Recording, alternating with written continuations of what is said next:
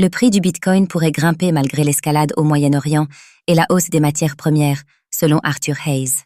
Arthur Hayes, cofondateur de BitMEX, anticipe une hausse continue du prix du Bitcoin malgré les tensions croissantes entre l'Iran et Israël. Dans son analyse, il prédit que même une éventuelle hausse des prix des matières premières et une escalade des conflits ne freineront pas la hausse du BTC.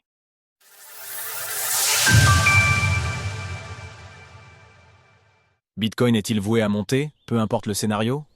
Arthur Hayes, cofondateur de la plateforme d'échange BitMEX, a récemment publié un article de blog dans lequel il estime que le cours du Bitcoin devrait continuer à augmenter malgré les tensions croissantes au Moyen-Orient entre l'Iran et Israël, ainsi qu'une possible hausse des prix des matières premières.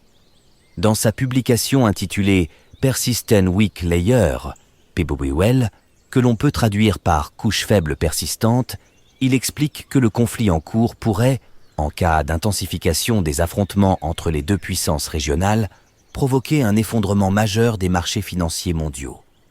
Il précise ses inquiétudes, notamment concernant l'éventuelle utilisation d'armes nucléaires. L'avalanche qui nous intéresse du point de vue des marchés financiers concerne la réaction des prix de l'énergie, l'impact sur les chaînes d'approvisionnement mondiales et la possibilité d'un échange d'armes nucléaires en cas d'escalade des hostilités entre Israël et un autre pays du Moyen-Orient, en particulier l'Iran ou ses alliés. Selon Hayes, deux scénarios sont possibles. Un premier où le PWL reste intact, c'est-à-dire un scénario où les actions militaires restent limitées et de faible intensité, et un second où le PWL cède, avec la destruction de plusieurs infrastructures pétrolières importantes, perturbant l'approvisionnement en pétrole, faisant grimper les prix de l'énergie et provoquant un krach des marchés financiers. Cependant, Arthur Hayes avance que, dans l'un ou l'autre des scénarios, les caractéristiques de réserve de valeur et d'actifs neutres propres au Bitcoin lui permettront de résister à la crise.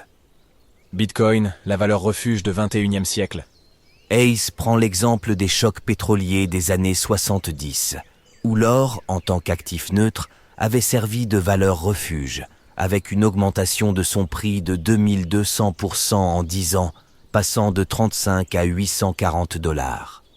Cependant, 1971 marque aussi la fin de l'étalon or, lorsque les monnaies, dont le dollar, étaient décorrélées du métal jaune, permettant aux banques centrales de créer davantage de liquidités.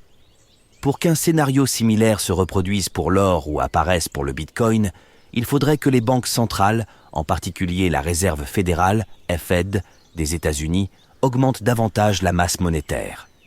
Or, depuis le mois de septembre 2024, la Fed a justement officialisé son pivot monétaire en abaissant ses taux d'intérêt pour la première fois depuis la crise sanitaire de 2020 et pourrait continuer à le faire pour éviter une récession de l'économie états-unienne.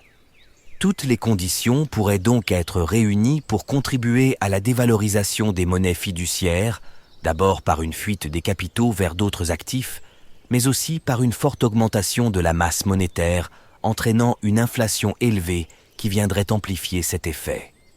Enfin, Arthur Hayes avance qu'une escalade des conflits au Moyen-Orient pourrait également affecter l'industrie du minage de Bitcoin, en particulier en réduisant le hash rate en Iran, que certaines études estiment autour de 5% du hash rate global. Cependant, même si le hash rate venait à diminuer localement, une hausse généralisée du prix de l'électricité pourrait profiter au minage à l'échelle mondiale, étant donné que le minage de Bitcoin est l'une des seules industries capables de consommer les surplus d'énergie produits par les centrales. Retrouvez toutes les actualités crypto sur le site cryptost.fr.